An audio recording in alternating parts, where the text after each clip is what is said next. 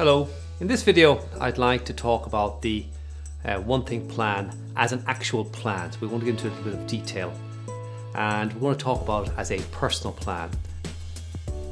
Napoleon Hill said, reduce your plan to writing. Give concrete form to the intangible desire.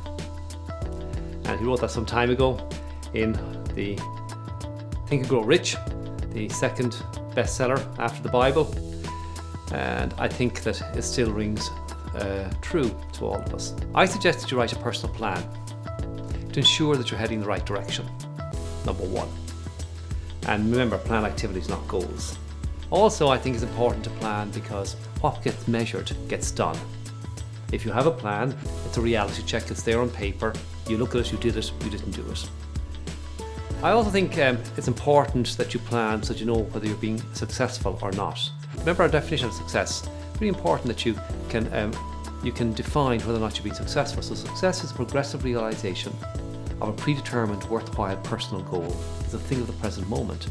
If you don't have a plan, if you haven't articulated what that looks like, how do you know? How can you tick the boxes? How do you know if you're being successful or not? And the last one, I think plans are really important in terms of spotting trends. As you update your plans, continue to update them, you can see patterns and trends. I think trends are much more indicative of future success than goals and activity plans are. If you want to know what the future looks like, look at the past. Then you have to go and change something for a different future. As discussed in previous videos, it's important when we start the planning process in the one thing plan that we start with our inside out. Remember why, how and what, vision, values and mission. And we start there and we work on to setting strategic goals. I suggest not too many, probably no fewer than 5 and certainly no more than 7 or 8. Personally, I like the headings of health, relationship, development, work, money and fun. So I have 6 headings and I develop strategic goals in those areas. I always do an exercise of writing down why I want to achieve a goal. So when I write down a big goal, I say, why am I trying to achieve it? I find that energizes, that sort of motivates me. I say, actually, I know what's in it for me. I know why I'm doing this. I make it very, very clear to myself. So here's my one thing plan, my personal plan. You can see it here. I've put it up as a work example. I do this plan weekly. I update on my computer. That way it's online, it's in the cloud, and it syncs with my iPad, my iPhone, so I have it everywhere I go. I can be tweaking it as I go along. I start my plans, you can see here, with a few motivational reminders. So I say, if I'm not for me, who is for me? If I'm only for myself, what am I? And if not now, when? I also ask myself the question, I read this every day, I also ask myself the question, what do I want and what am I waiting for? And I think they're 2 really good questions. Then I remind myself of the habits I'm trying to form, the Keystone Habits. So I have examples such as early to bed, early to rise, meditate twice a day, work out daily, follow my diet, and so on. These are keystone habits. These are things that I think are really, really important in helping me shape the life I want. Remember we talked about willpower and will call, that it isn't on will call. We talked about the struggles of personal discipline. Much better to form habits. We're all creatures of habit. Form the habits that will create the success in the life that you want. Then I ask myself the one thing question. What is the one thing I can do such that by doing it everything else is easier or even unnecessary?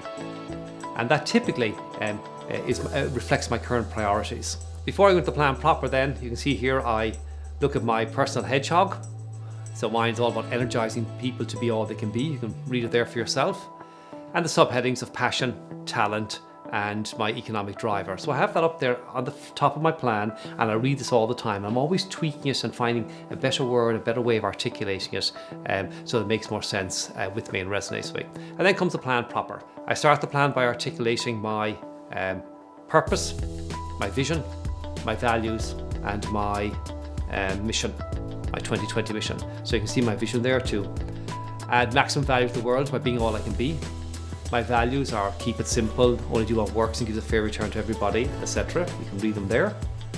And finally, my mission is to build a scalable business in the area of human and business performance improvement that plays to my natural strengths and allows me to live my vision of being all I can be and adding value to the world. So that's the core, if you wish, context for my plan and my big purpose. Then you can see below this, I drill down. And this is where we go to this back to the future, this goal setting to the now. We work our way backwards. So you can see under the headings of health, relationship, development, work, money and fun, I have a long-term goal. I then articulate that in a 36-month goal, a 12-month, a 90-day, a 30-day, and this week. Every week when I do my review meeting, I sit down, I look at this plan, I change what I'm going to do each week, each month. I'm always tweaking, always updating this plan. It's there on one sheet of paper. I can see it in front of me all the time and say, does this make sense? Does this not make sense?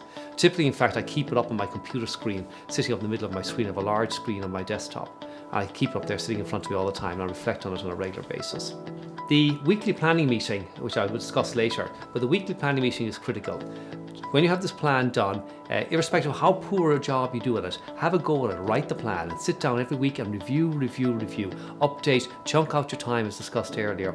And when you do that, you'll find the plan will become more and more refined and clearer to you, and slowly but surely be able to fill in the boxes and get a real sense of context and a real sense of focus and priority, so that you will take, as we said before, purpose and priority and turn them into productivity. Thank you.